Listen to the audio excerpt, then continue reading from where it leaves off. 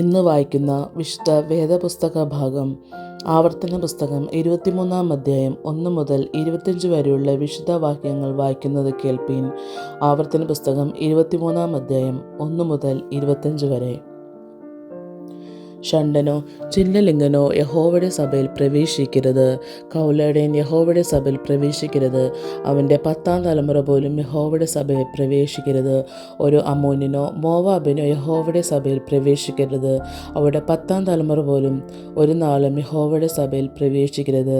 നിങ്ങൾ മിസ്രൈമിൽ നിന്ന് വരുമ്പോൾ അവർ അപ്പവും വെള്ളം കൊണ്ട് വഴിയിൽ നിങ്ങളെ വന്നെതിരേൽക്കായ കൊണ്ട് നിന്നെ ശപിപ്പാൻ അവർ മെസൊപ്പൊത്താമ്യയിലെ പിന്തുരയിൽ നിന്ന് ബെയാരിൻ്റെ മകനായ ബിലെയാമിനെ നിനക്ക് വിരോധമായി കൂലിക്ക് വിളിപ്പിച്ചതുകൊണ്ടും തന്നെ. എന്നാൽ ബിലെയാമിന് ചെവി കൊടുപ്പാൻ നിന്റെ ദൈവമായ യഹോവയ്ക്ക് മനസ്സിലായിരുന്നു. നിന്റെ ദൈവമായ യഹോവ നിന്നെ സ്നേഹിച്ചതുകൊണ്ട് നിന്റെ ദൈവമായ യഹോവ ശാപം നിനക്ക് അനുഗ്രഹമായി തീർത്തു. ആകയാൽ നിന്റെ ആയുഷ്കാലത്തിൽ ഒരിക്കലും അവരുടെ സമാധാനത്തിനും ഗുണത്തിനും വേണ്ടി ചിന്തിക്കരുത്. ഏദോമിനെ വെറുക്കരുത്, അവൻ നിന്റെ സഹോദരനല്ലോ. മിസ്രൈമിനെ വെറുക്കരുത്, നീ അവൻ്റെ ദേശത്ത് പരദേശിയായിരുന്നുവല്ലോ. 3-ാം തലമുറയെ അവർക്ക് ജനിക്കുന്ന മകൾക്ക് യഹോവയുടെ സഭയിൽ പ്രവേശിക്കാം.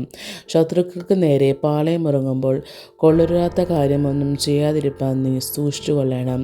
രാത്രി സംഭവിച്ച കാര്യത്തിൽ അശുദ്ധനായി തീർന്ന ഒരുത്തൻ നിങ്ങളിൽ ഉണ്ടായിരുന്നാൽ അവൻ പാളയത്തിന് പുറത്തു പോകണം, പാളയത്തിനകത്ത് വരരുത്. സന്ധ്യയാകുമ്പോൾ അവൻ വെള്ളത്തിൽ കുളിക്കണം. സൂര്യൻ അസ്തമിച്ചിട്ട് അവന് പാളയത്തിനകത്ത് വരാം. ബാഹ്യത്തിന് പോകുന്നവൻ നിനക്ക് ഒരു സ്ഥലം ആലയത്തിന് പുറത്ത് ഉണ്ടായിരിക്കണം.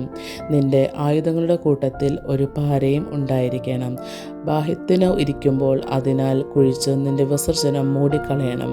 നിന്റെ ദൈവമായ യഹോവ നിന്നെ രക്ഷിപ്പാനും ശത്രുക്കളെ നിനക്ക് ഏൽപ്പിച്ചു കൊടുക്കുവാനും നിന്റെ പാളയത്തിന് മധ്യേ നടക്കുന്നു. നിങ്ങൾ വൃത്തികേട് കണ്ടിട്ട് അവൻ നിന്നെ വിട്ടകലാതിരിപ്പാൻ നിന്റെ പാളയം ശുദ്ധിയുള്ളതായിരിക്കണം. യജമാനനെ വിട്ട് നിന്റെ അടുക്കൽ ശരണം പ്രാപിപ്പാൻ വന്ന ദാസനെ യജമാൻ്റെ കയ്യിൽ ഏൽപ്പിക്കരുത്.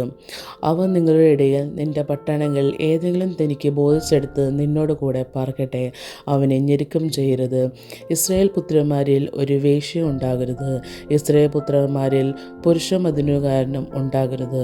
വേശ്യയുടെ കൂലിയും നായുടെ വിലയും നിന്റെ ദൈവമായ യഹോവയുടെ ആലയത്തിലേക്ക് യാതൊരു നേർച്ചയായിട്ടും കൊണ്ടുവരരുത്.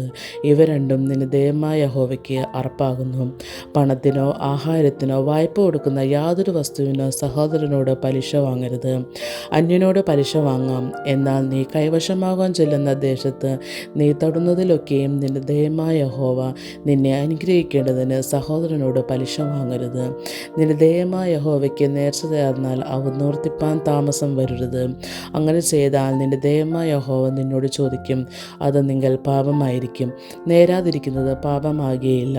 നിന്റെ നാവിന്മേൽ വീണത് നിവർത്തിക്കുകയും വായ്കൊണ്ട് പറഞ്ഞ സമാധാനം നിന്റെ ദൈവമായ യഹോവയ്ക്ക് നേർന്നതുപോലെ നിവർത്തിക്കുകയും വേണം. കൂട്ടുകാരൻ്റെ മുന്തിരിത്തോട്ടത്തിലൂടെ പോകുമ്പോൾ ഇഷ്ടം പോലെ മുന്തിരിപ്പഴം തൃപ്തിയാവണ്ണം നിനക്ക് തിന്നാം, എങ്കിലും നിന്റെ പാത്രത്തിൽ ഇടരുത്.